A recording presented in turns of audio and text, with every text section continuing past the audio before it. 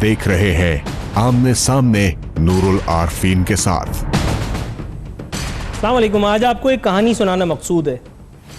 एक कहानी एक नामवर खिलाड़ी की, खिलाड़ी भी वो जिसे दुनिया वसीम अकरम के नाम से जानती है।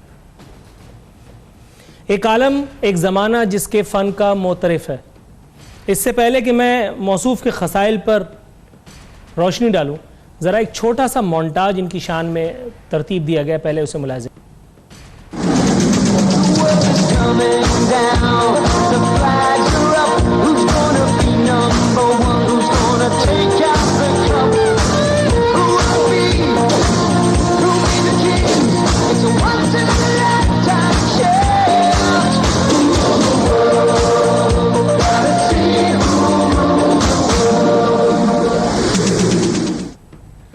ये वो खिलाड़ी है जिसके बारे में मैं हमेशा कहा करता था कि ये अपनी मर्जी से खेलता है। जब खेलना है तो फिर कोई रोक नहीं सकता था, और जब इसने नहीं खेलना है तो कभी कमर में दर्द है, कभी आंख में दर्द है, कभी नाक में दर्द है, कभी 11th आवर पे वो क्वार्टर फाइनल से पहले इनके साथ कुछ मामलात हो जाते थे। लेकिन एक बात तय है कि इनकी क्रिकेटिंग बाउलिंग स्किल्स पर कोई अल्हम्दुलिल्लाह उंगली नहीं उठा सकता। बड़े बड़ों को उनका पिता पानी किया वसीम अकरम साहब ने। इन्हें देखकर बहुत सारे लोग खेल की तरफ इंस्पायर भी हुए। ताहम ये बात तो तय है कि वसीम अकरम जैसा कोई खिलाड़ी दुनिया में, पाकिस्तान तो दरकिनार, दुनिया में नहीं आ सका। वसीम अकरम साहब इमरान खान के बाद वो दूसरे बॉलर हैं पाकिस्तान की तारीख में जो मुझ समेत उस ज़माने के भी पता नहीं कितने लोगों को इंस्पायर कर गए, इनको देखकर लोगों ने क्रिकेट खेलना शुरू किया, देखना शुरू किया और पता नहीं क्या क्या। क्रिकेट के मैदान पर इस शख्स ने राज किया। इसे देखकर बड़े बड़े बॉलर्स जो हैं वो हौसला छोड़ दिया करते थे। इसकी इन स्विंगिंग यॉर्कर्स कौन भूल सकता है। जब दिल चाहा बैट्समैन को पवेलियन का रुख करने पर मजबूर कर दिया करते थे। आम वक्त बहुत जालिम है। वक्त इतना जालिम है कि रिटायरमेंट के बाद वसीम अकरम को शिकस्त हुई। वो एक खिलाड़ी, वो एक नामवर खिलाड़ी जिसे शिकस्त देने के लिए बैट्समैन साजिशें किया करते थे, सोचा करते थे कि किस तरह से इसे अपने जाल में फंसाएं। उस खिलाड़ी को शिकस्त अगर हुई तो खुद अपने दरियाफ्त कुनिंदा के हाथों।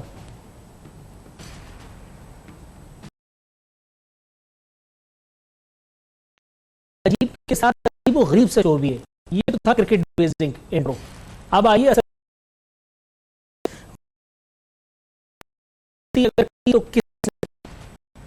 मैंने बात की दरियाफ्त कुनिंदा की।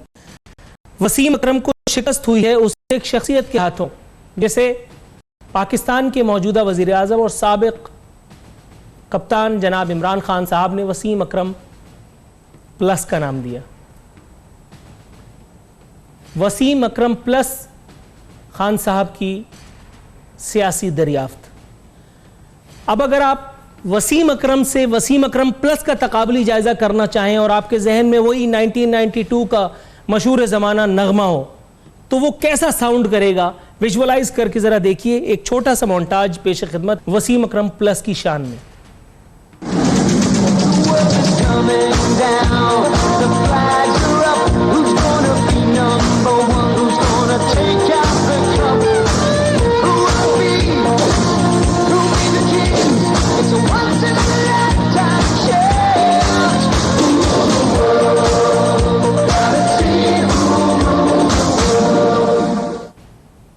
कितना बेहुदा लगा ना ये नगमा।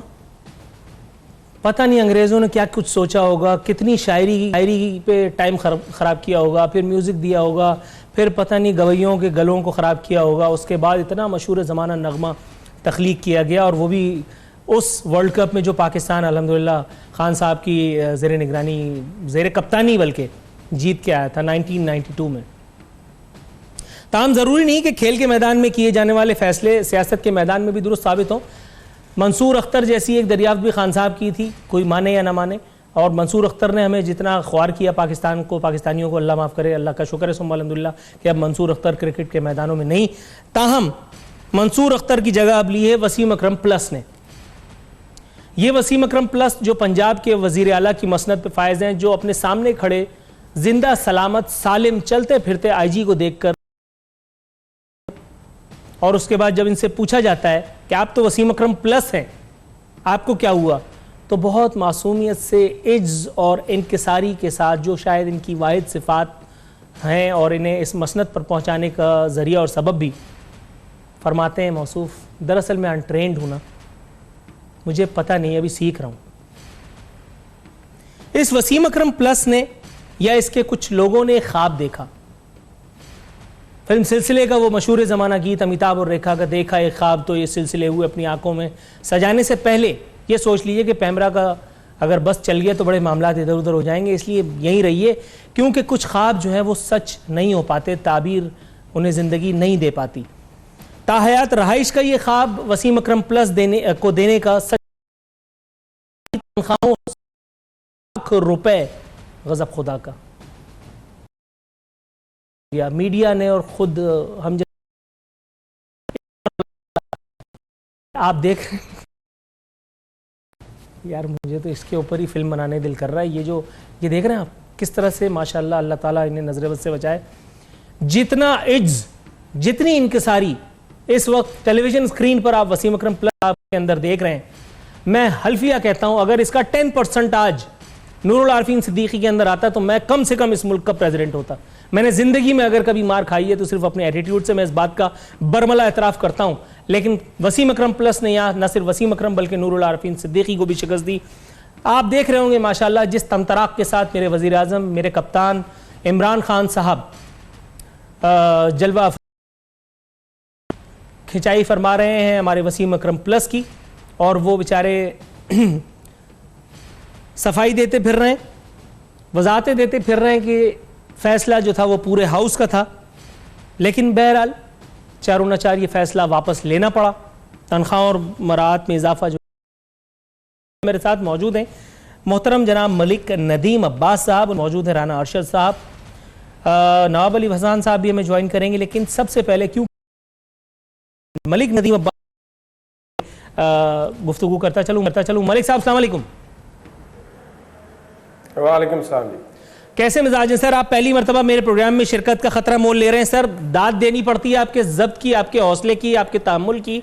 और फिर ये मुझे बताइए, ये जो इतना लंबा लंतरानी मैंने भगारी है सर, वसीम अकरम के साथ ये इतनी बड़ी ज्यादती खुद उसके दरियाफ्त कुनिंदा ने की, कानूनी नोटिस देना है दरियाफ्त कुनिंदा को या नहीं, लेकिन ये मुझे बताइएगा हुजूर, यहां ट्रेंड होने का बहाना करके आईजी से हाथ मिलाने का उज़्र तो वो तराश देते हैं, लेकिन अल्ताफ हुसैन नामी एक बला, उसका एक बड़ा जबरदस्त एक मकूला है जो मैं अक्सर कोट किया करता हूं, वहां हजरत अली रज़ी अल्लाह तआला अन्हु की वो बात भी मैं दलील के तौर पे पेश करता हूं कि ये मत देखो कौन कह रहा है, ये देखो क्या कह रहा है। अल्ताफ हुसैन ने एक बड़ी जबरदस्त बात की, मीठा मीठा हफ हफ कड़वा कड़वा थू थू, यानी अगर सरकारी रहायशगाह ताहयात अगर मिल रही है तो आण दे, अगर 1.5 लाख की जगह 3.5 लाख आ रही है तो आण दे।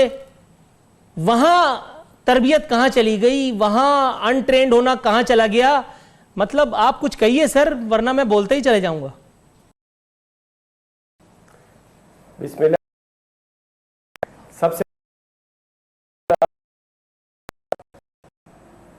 आपको वैसे आपने मेरे सामने की जो मैं समझता हूँ ये वाकई आप ठीक फरमा रहे हैं, क्योंकि मैं अक्सर प्रोग्राम देखता रहता हूँ और आप बिल्कुल इक्वल बराबरी की पार्टियों के साथ गुफ्तगू करते हैं और आपका लहजा वो मैं मानता हूँ जोशीला है।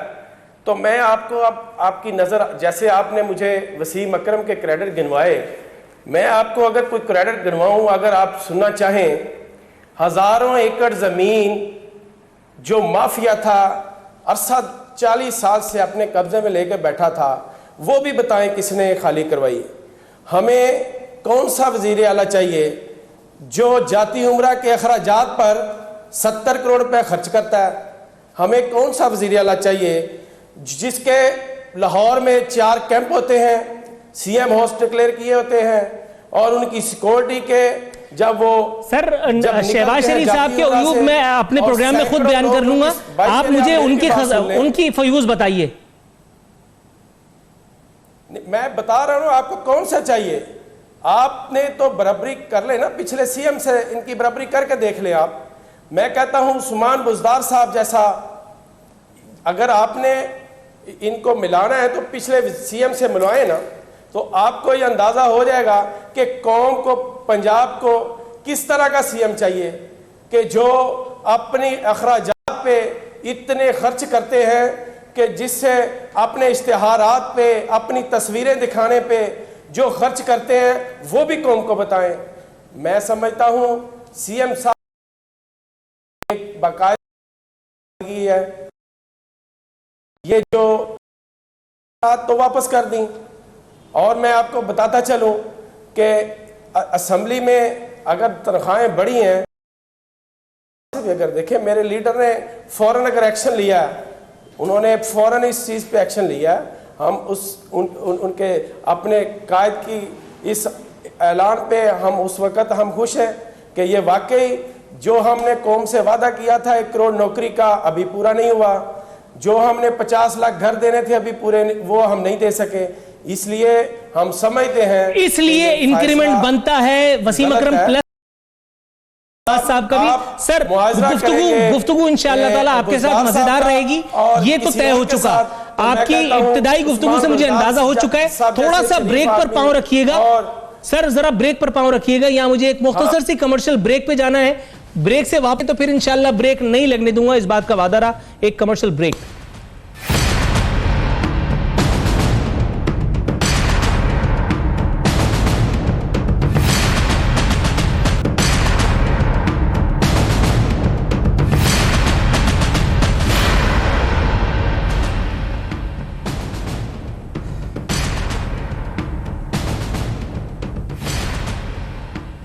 वेलकम बैक नाजरीन, बस्तूर हमारे मेहमान हमारे साथ मौजूद हैं।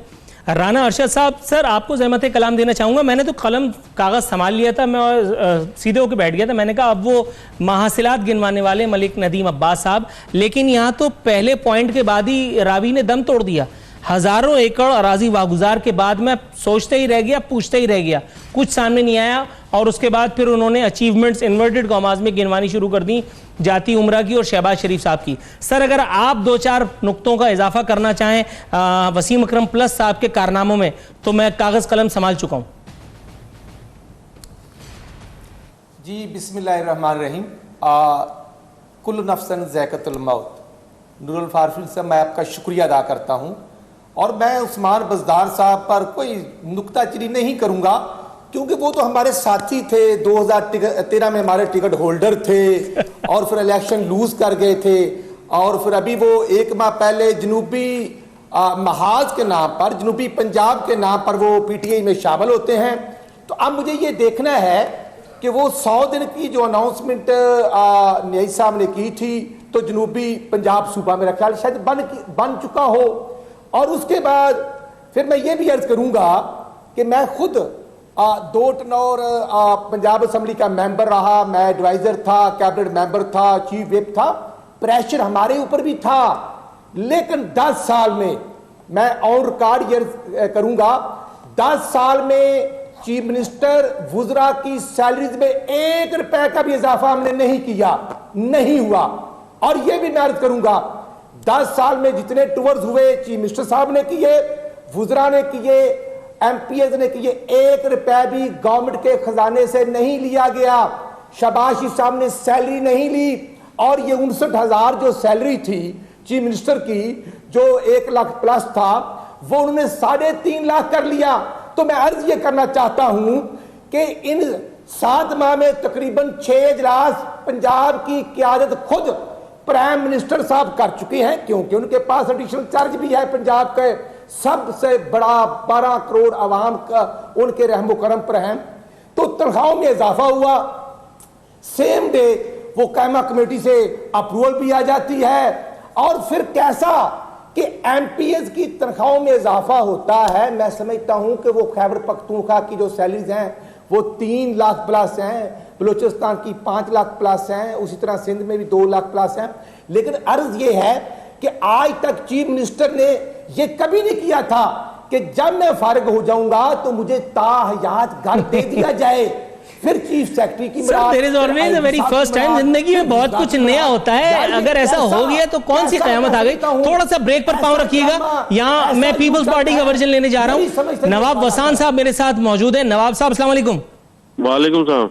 सर, मुसर्रत महसूस कर रहा हूं कि यहाँ मेरे साथ मौजूद है मलिक नदीम अब्बास साहब, मोहतरम MPA हैं पाकिस्तान तहरीक इंसाफ के, पंजाब असम्बली में। अभी अभी उन्होंने ब्रेक पर जाने से पहले ये वाशिगाफ अल्फाज में एतराफ़ फरमाया कि हम 50 लाख घर नहीं दे सके, 1 करोड़ नौकरियां नहीं दे सके, ताहम अब ट्रू एंकराना सिफात दिखाते हुए मैं इसमें इजाफा करना चाहूंगा, इसीलिए चूंकि हम ये काम नहीं कर सके इसलिए हमने बोनस के तौर पर, इंक्रीमेंट के तौर पर वसीम अकरम प्लस को 3.5 लाख रुपए तनख्वाह दे दी।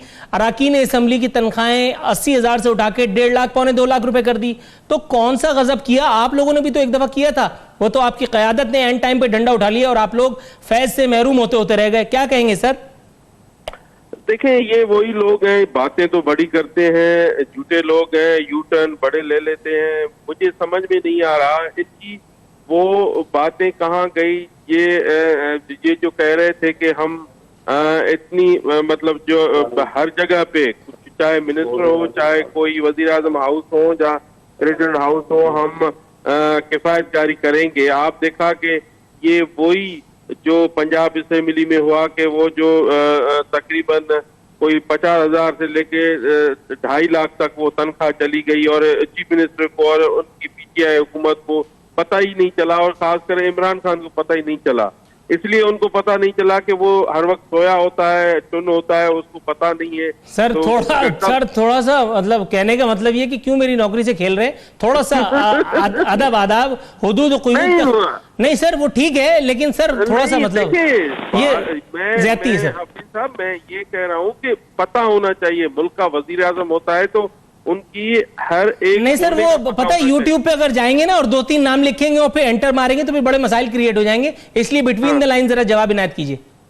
तो वही तो, इस वजह से ये बातें करना आसान है। और प्रैक्टिकली ये उन्होंने खुद कहा है कि हम 50 लाख घर और 1 करोड़ नौकरियां, ये तो नामुमकिन है। ये तो कभी ख्वाब में भी, बंदा ख्वाब भी ये मेरे ख्याल में इन्होंने नहीं इतना लिया होगा जितना इतना बात कहना कि हम 1 करोड़ जॉब देंगे और 50 लाख जो है घर बना देंगे। ये तो नामुमकिन है, ये तो सोच ही नहीं है कि ये इस तरीके से ये अगर ये चाहे तो कर सकता है। मुझे ये बताएं, 7 महीने गुजर गए हैं, आज तक कौन सा ऐसा अच्छा तीर मारा है जो उन बेहतरी की तरफ जा रहे हैं, या बेहतरी का काम किया है कि लोगों को फायदा पहुंचाए। लोगों तो वही परेशान है ना। देखें, गैस की आप रेट देखें, 3-4 गुना ज्यादा डबल हो गया। तो लोग बेचारे जिसके पास 2,000-5,000 आता था तो 20,000 का गैस का बिल आ रहा है। बिजली का बहरान, पानी का बहरान, हर जगह पे। कोई एक मिसाल इनकी बता दें। हमारे जो PTI के भाई बैठे हैं वो एक अच्छा काम किया है जो पाकिस्तान की आवाम के लिए, तो मेरे ख्याल में सर उन्होंने बताना शुरू किया था, वो कलम में से इंक खत्म हो गई। थोड़ा सा ब्रेक पर पांव रखिएगा, टेलीफोन लाइन पे हमारे साथ मौजूद रहिएगा। मैं मलिक नदीम अब्बास साहब के पास जा रहा हूं, जरा मुलाहिजा कीजिए क्या गुल खिलाने जा रहा हूं। सर मलिक साहब, नवाब अली वसान साहब ने जिन ख्वाबों का तज़किरा किया है, मैं एक छोटा सा सवाल पूछना चाह रहा हूं। आमिर खान की फिल्म थी दिल है कि मानता नहीं, साधना सरगम का गाया हुआ गाना था, मशहूर जमाना, आपने भी सुना होगा, ओ मेरे सपनों के सौदागर। बड़ी अच्छी ट्यून थी, मधुर। ये वो कौन सा सपनों का सौदागर था जिसने इतना जबरदस्त सपना बुना और उसके बाद फिर अंधी मच गई, फिर उसके बाद तहरीक इंसाफ की हुकूमत आ गई, ये 50 लाख घर, 1 करोड़ नौकरियां। ये अलग बात कि कई लोग अपनी नौकरियों से जो है महरूम हो गए। ये अलग बात कई बेचारे कई हजार लोगों के, कई लाख लोगों के घर जो हैं वो आशियाने छीन गए। फिर उसके बाद उनको तंबू दे करके आशियाना स्कीम के नाम पर कुछ लोगों के रोजगार का बंदोबस्त किया गया। सर कौन था वो अवार्ड विनिंग सौदागर, जरा इशारा तो कीजिए। मैं आपको ना थोड़ी सी बात बताता चलूं कि भाई जो उनको 6 महीने में, 4 महीने में ना समझे ये ठीक हो जाएंगे। ये मुल्क के ऊपर जो कर्जा है, $30 अरब से ज्यादा जो कर्जा है, ये कैसे उतरेगा? इसको इंशाल्लाह हम पहले सिस्टम ठीक करेंगे। वो आपके बराबर में राना अरशद साहब बैठे, उन्हीं पे डाल दें। आप नहीं, आज ये जो मेरी आप बात सुने, आज मैं समझता हूं इनको ये पूछना चाहिए, जरदारी जेल में जिसका हाल पूछने गया उससे मैं पूछता हूं कि 11 साल उसके बाप को जब उसी जेल में बंद रखा और ये मासूम बच्चे थे वो अपने बाप का प्यार हासिल ना कर सके, और ये उस वक्त आज ये इकट्ठे बैठ के जमहूरियत की खातिर। सर बिलावल को एतराज नहीं है, आप उनके इलाके काउंसिलर क्यों बन रहे हैं? छोड़े जाने दें। कहते हैं ना ब्रेक लगाएं, मैं आप जैसे कहते हैं ना ब्रेक लगाएं, मैं आपको थोड़ा सा कहना चाहता हूं कि विचों गल कोई हो रहे, ये जो गठजोड़ हो रहा है ये करप्शन बचाने के लिए हो रहा है, और इनकी करप्शन है वो बचाने के लिए अपना गठजोड़ कर रहे हैं। दूसरी तरफ कह रहे हैं मियां साहब का इलाज हमने लंदन से करवाना है। मैं कहता हूं लंदन में बताएं कौन से इतने काबिल डॉक्टर हैं जहां से सागदार तो आज तक सेहतयाब होकर पाकिस्तान वापस नहीं आ सका, और आज कहते हैं हमने मियां साहब को लंदन उनका इलाज करवाने के लिए भेजना है। ये भाई अच्छा, ये पॉइंट भी आपका वैलिड है, लेकिन थोड़ा सा पता नहीं क्या दुश्मनी है जमाने को आपसे कि जब आप राग छेड़ते हैं वहां ब्रेक का टाइम हो जाता है। यहां थोड़ा सा फिर दोबारा ब्रेक पर पांव रखने के लिए कहूंगा। नाज़रीन, एक मुख्तसर सी कमर्शियल ब्रेक के बाद वापस आएंगे तो अपने प्रोग्राम को कंक्लूडिंग की तरफ ले जाएंगे।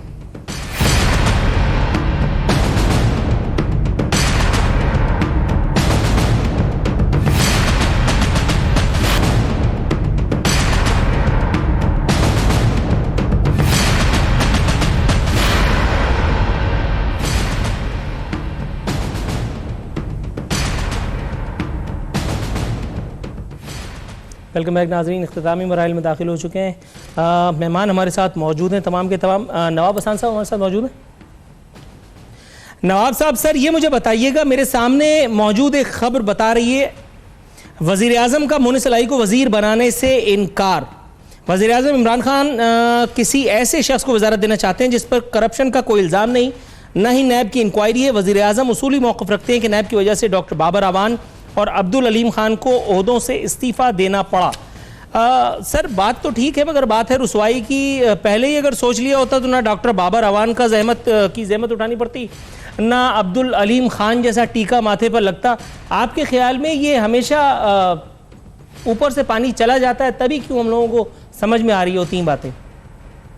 देखिए, आपकी वही बात है ना, जो पानी सर से गुजर जाता है फिर वही बातें आ जाती हैं। इसलिए कि इन्होंने, आपको पता है कि जो कैबिनेट में आपने जिस तरीके से बात की, तो उन्होंने कोई अपनी कैबिनेट में मुशर्रफ के दौर के शुरू से जो करप्ट तरीन 70% लोग हैं, 70% लोग वही लिए हैं, बाकी तो 20% या 30% इनके अपने हैं।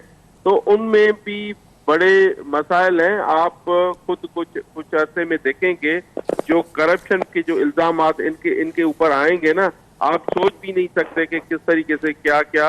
अभी लोग खामोश हैं। क्यों खामोश हैं? वक्त आने पे थोड़ा सा इंतजार कर रहे हैं और इनको 5-6 महीने दे रहे हैं, फिर उसके बाद इन पे हम डट के बात करेंगे और इनको बताएंगे। आप तो कह रहे थे कि पाकिस्तान को सोना कर देंगे, आपने तो सोने के अलावा सोना तो किया नहीं। आपने तो वो जो पहले था पाकिस्तान, उसको भी उस हालत पे भी नहीं रखा। तो ये देखते हैं कि ये जो जिस तरीके से मुनसलाई और ये पूरी टीम है, इनके नाम है पूरे नैब में है, इनके सारा सिलसिला वही जो अलीम खान का पहले मिनिस्टर बनाया, फिर वो रेफरेंस बन रहे हैं, जो बाबर अवान का आपके सामने है, वो भी इस तरीके का सारा। ये इनके बहुत सारे मिनिस्टर ऐसे ही हैं जो इनके नाम हैं। बहरहाल आप देखेंगे कि नहीं सर, कुछ मिनिस्टर्स बहुत अच्छे भी हैं जिनसे मेरी रोजी लगी हुई है, हर दूसरे तीसरे हफ्ते मुझे उन पर प्रोग्राम करना पड़ता है। ऐसी ज्यादती तो ना करें, ऐसे नहीं है कि थोड़ा सा तवक्कुफ फरमाइएगा। मेरे साथ मौजूद है राना अरशद साहब। राना साहब, सर ये मुझे बताइएगा, डॉक्टरों की फिर एक एडवाइस पेश की गई है, पहले ऑथेंटिकेट कर दीजिएगा, इस तरह की कोई मेडिकल एडवाइस गई है कि जिसमें नवाज शरीफ साहब के इलाज के लिए लंदन जाने का कहा गया है? क्योंकि मैंने अभी आते हुए एक खबर तो चलती देखी है कि गालिबन कोर्ट में इस तरह की कोई इस्तदा की गई है, और फवाद चौधरी साहब ने भी कहा कि नवाज शरीफ साहब इलाज के लिए लंदन जाना चाहते हैं तो नैब से प्ली बार्गेन कर लें। ये सारे कवाकिब तो कुछ और ही बता रहे हैं हुजूर। नूरुल आरफीन साहब, जो आपने बात की वो जेल हवाले की, तो क्या प्री बार्गेनिंग जो है जब कोर्ट डिसीजन दे देती है तो फिर ये हर चीज से आ रही है? हमें किसी से कोई रिलीफ नहीं चाहिए, ना गवर्नमेंट से, ना सिलेक्टिव प्राइम मिनिस्टर से, ना उनकी अनाड़ी टीम से। अदालत आलिया से हम तवक्को रखते हैं। हमने मैं समझता हूँ बीमारी की बिना पर अपील समाज के लिए जो सबमिट हुई है, हम दरखास्त हमने की है। अगर बेल आउट हो जाएंगे तो हमने तो लंदन का नाम ही नहीं लिया। अब इशू ये है, खुदा खास्ता जो सबको पता है कि 2016 में नवाज शरीफ साहब प्राइम मिनिस्टर थे, 2 दफा ओपन हार्ट सर्जरी होती है, 7 स्टेंट उनको पड़े हैं, जो 5 बोर्ड गवर्नमेंट ने बनाए हैं वो खुद प्रपोज करते हैं। ये कैसी अनाड़ी हुकूमत है कि ये हार्ट का इशू है तो उनको पहले PIC, उसके बाद सरसद ले गए, उसके बाद जना ले जाते हैं। हमें किसी से कोई भीख नहीं लेनी। अब इशू ये है कि जब ये फैमिली की, एक वालदा की, एक बेटी की, एक भाई की मुलाकात भी बंद कर चुके हैं, और आज भी आप बुज़दार साहब के मिनिस्टर इंफॉर्मेशन शमशान बुखारी साहब फरमा रहे हैं कि मिलने पर पाबंदी नहीं, और मिनिस्टर इंफॉर्मेशन जो फवाद साहब भी कह रहे हैं। लेकिन देख लें कि 5 दिन में मुलाकात नहीं होने दी गई, इसके बावजूद डकाई से झूठ बोल रहे हैं। हमें किसी का कोई रिलीफ नहीं चाहिए। इशू ये है, आज कैबिनेट मीटिंग होती है, वहां पर अदालत उज़्मा से नाअहल शख्स जहांगीर तरीन बैठता है और वो ज़राअत पर इनको प्रेजेंटेशन देता है। ये कैसा अनाड़ीपन है, ये कैसे फैसले हैं कि 70 वुज़रा की टीम में कोई शख्स इस काबिल ही नहीं।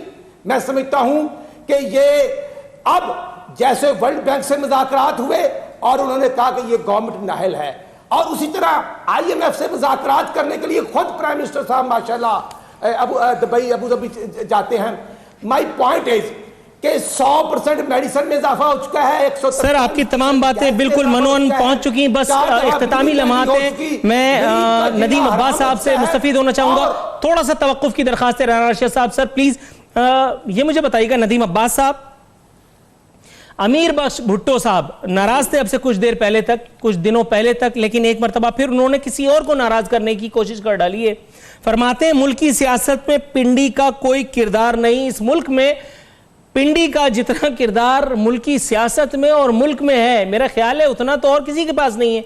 तो आपने क्यों ये बिलावजह अपनी रोजी पर लात मारने की कोशिश की? अच्छी खासी चल रही है, चलते देते। दूसरी बात, ये मेरे प्यारे अजीज जान मिनिस्टर है शहरियार आफरीदी, फरमाते हैं कराची एक बार फिर रोशनियों का शहर बन गया। ये बल्ब चुराने आए थे, क्या करना चाह रहे हैं? मतलब क्यों एतराजात ही एतराजात और इस किस्म के मुतनाज़ बयानात, क्या फरमाएंगे सर? जरा जल्दी से लपेट डालिए दोनों को।